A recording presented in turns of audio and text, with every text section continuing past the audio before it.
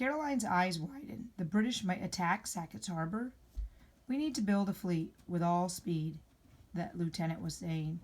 I've heard that Mr. Abbott is quite skilled. He is, Caroline said fiercely. We're starting a Navy shipyard here. However, the workers haven't arrived yet. Lieutenant Wolseley shoved a hand through his hair. Mrs. Abbott, I was going to ask your husband to build a gunboat for the Navy, but now that he's been captured, nothing has changed, Mama said firmly. Abbott's shipyard still employs the finest craftsmen you could hope to find. I am managing the yard while my husband is away, and yes, we will build a gunboat for you. Lieutenant Wolseley twisted his hat more forcefully. He'll ruin that hat if he's not careful, Caroline thought. Will your workers know what to do without Mr. Abbott? He asked finally. The British in Kingston are already at work on their own ships. We must not let them get ahead of us. Your men aren't used to building ships that can carry heavy cannons. Even the sails will be different, made of heavier cloth. Caroline felt her impatience growing.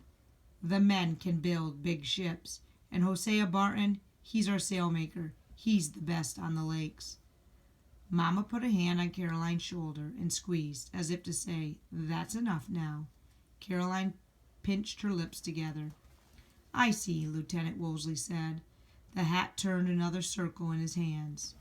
My daughter is correct, sir, Mama said. Our workers can do whatever needs doing. Very well, then, the lieutenant said. Do you have a lawyer?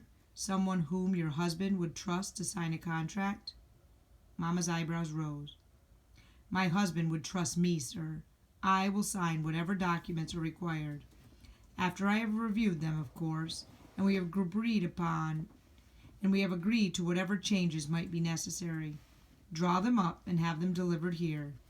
He nodded, made an attempt to smooth his hat, and planted it back on his head.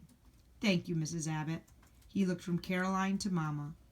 I am sorry about what happened today, but I suspect you'll get good news soon. Our men were not members of the military. Your men were not members of the military nor smugglers. I'm sure that the British will release them. When? Caroline demanded. Today? Well, perhaps not today, he said. I'm afraid you must simply be patient and wait. With that, Lieutenant Wolseley walked out the door.